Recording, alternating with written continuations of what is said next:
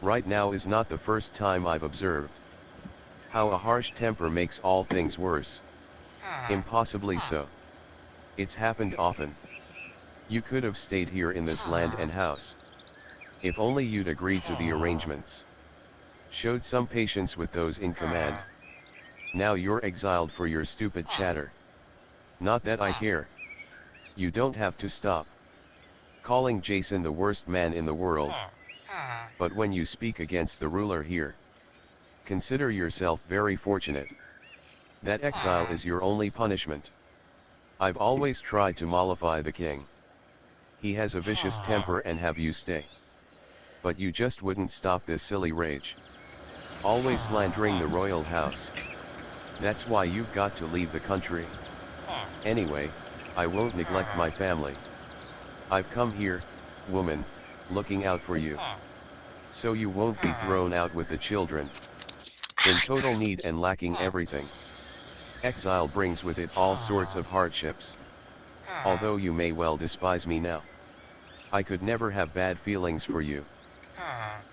As a man you're the worst there is, that's all I'll say about you, no trace of manhood. You come to me now, you come at this point, when you've turned into the worst enemy of the gods and me and the whole human race. It isn't courage or firm resolution to hurt your family and then confront them, face to face, but a total lack of shame, the greatest of all human sicknesses. But you did well to come, for I will speak. I'll unload my heart, describe your evil. You listen.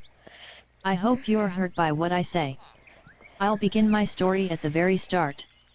I saved your life. Every Greek who sailed with you on board that ship the Argo can confirm it when you'd been sent to bring under the yoke the fire-breathing bulls, and then to sow the fields of death. And I killed the dragon guarding the golden fleece, coiled up there, staying on watch and never going to sleep. For you I raised the light which rescued you from death. I left my father and my home, on my own, and came with you to Iolcus, beneath Mount Pelion.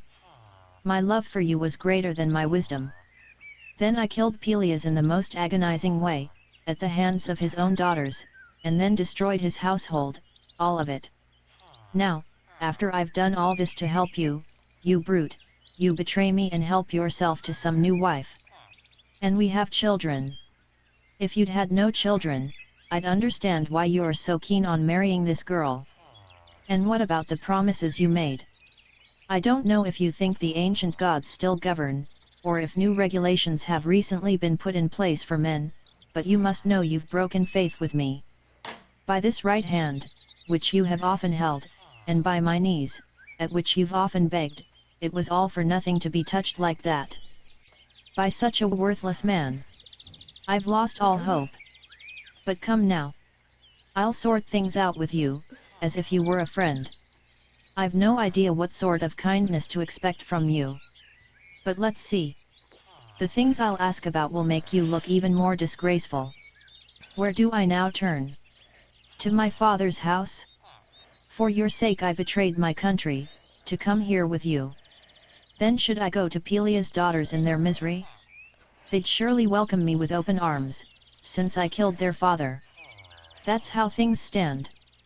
To my family I'm now an enemy, and by assisting you I declared war on those whom I had no need to injure.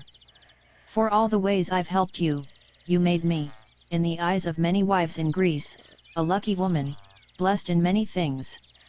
But what a wonderful and trusting husband I have in you now, in my misfortune, if I go into exile, leave this land, with no friends, all alone, abandoned, with my abandoned children.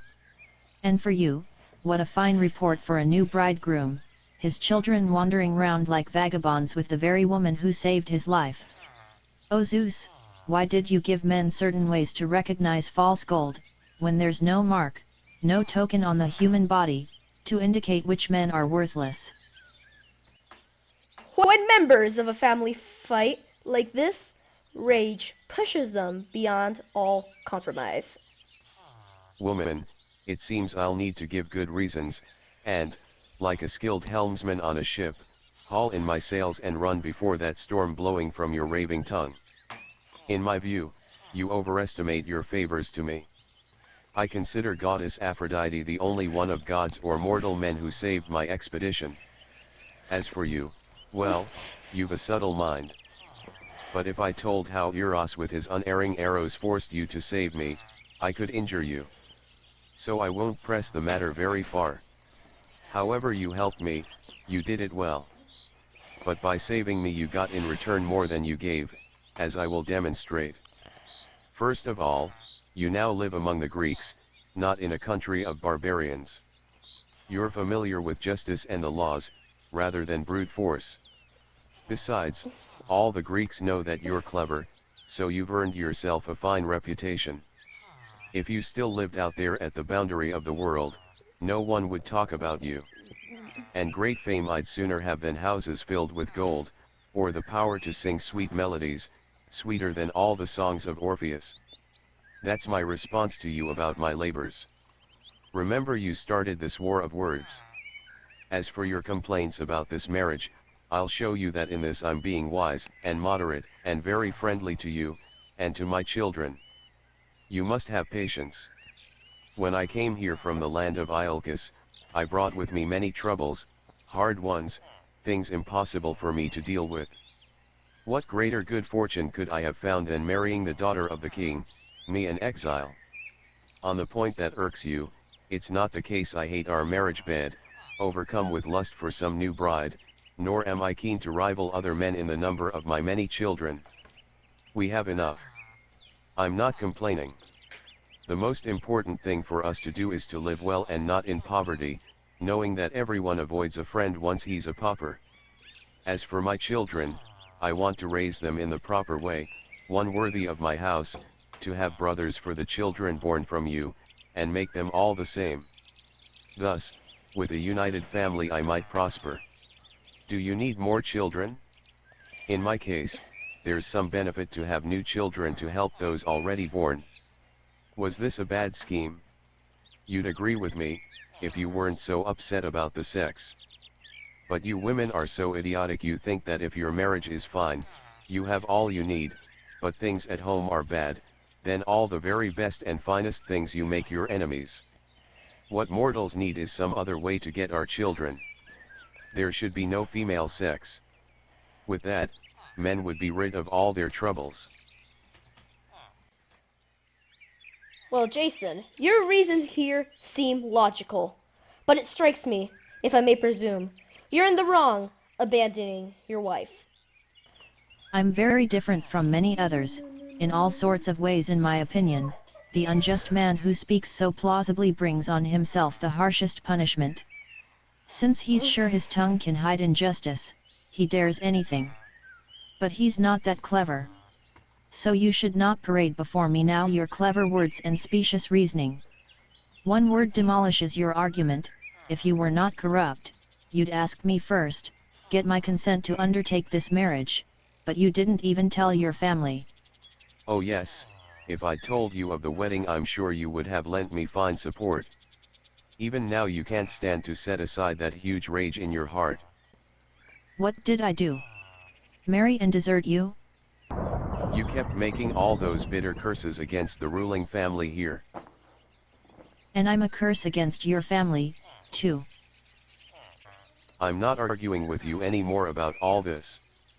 But if you want me to provide some money, some assistance for you and the children in your end exile, just ask. I'm prepared to give you some, and with a generous hand. I'll send my friends introductory tokens, so they'll treat you well. You'd be mad not to accept this offer. Woman, stop being so angry. If you do, things will turn out so much better for you. I'll accept no assistance from your friends, nor anything from you. Don't make the offer. Gifts from a worthless man are without value. All right, but I call the gods to witness I'm willing to help you and the children. But you reject my goods and stubbornly push away your friends, and that the reason you suffer still more pain. Get out of here. For someone so in love with his new bride you're spending far too long outside her home. Go act married. The gods will see to it your marriage will change into one of those which makes you wish you'd turned it down. Love with too much passion brings nothing of fine reputation, brings nothing virtue to men. But Aphrodite comes in small doses. No other god is so desirable goddess. I pray you will never strike me with your poisoned arrows shot from your golden bow of yours. I pray that moderation, the God's most beautiful gift, will always guide me. I pray that Aphrodite will never pick my heart with jealousy or anger or quarreling. May she never fill me with desire for sex in others people's bed. May she bless peaceful unions, using her wisdom to select a woman's marriage bed. O my country, my home, I pray I never lack a city. I never face a hopeless life. I feel full with misery and pain. Before it comes, let death, my death, deliver me, bringing my days to a fateful end. There's no other affliction worse. There no. Where are you? Right there. You already said affliction. Oh, affliction? Oh. Worse than losing one's own country. I say on this base what I've seen, what not what other people say. From what you are here without a city, you have no friends to pity you, as you suffer in this misery. Suffer in your harshest way the man who shames his family, who does not open his heart and treads them in all honesty, may perish unlimitedly with him and never could be a friend. What a beautiful day. Finished editing the play that we did for Mr. Beck's class. Oh, there's an arrow. Oh, there's an arrow in the scene. Okay. Well, okay, sure. So, let me make sure that it gets submitted to YouTube. Just making sure. Let me email it to Mr. Beck. Okay, done. Let's go say goodbye to Jason and Medea since we made this beautiful house for them for being a part of our play. Also, I let the pet bunny Joey come out since he's done his work. Be free. Okay, so let's go. Oh, Jason's in a hole. Oh, hello, little bunny. Oh my gosh, it's just your little bunny, Jason. Jason, are you okay? Jason. I don't know, but Bunny should not go inside. Good job, Jason. I can barely say your name. Sorry. And thank you, Medea, for helping us in this play. So let's so I saw a lever inside. You should probably stop shooting arrows. Let's go press it. But before we do, Oops. ah, run! Oh my god! Well, thank you guys for watching. This is Funny, that was so funny, and also it's an accident. Oh my god. Okay, thank you guys for watching. I hope you guys did enjoy our play. We put a lot of work into this, and me and Ryan. It's been such a pleasure doing this with him. That was just crazy. Yeah. So I hope you guys enjoyed. So Didn't I see a crazy? I guess I'll see you guys in starfish class when I somewhere? present this. So say bye. Wow, that's a lot of arrows on the ground. Okay, bye. Bye.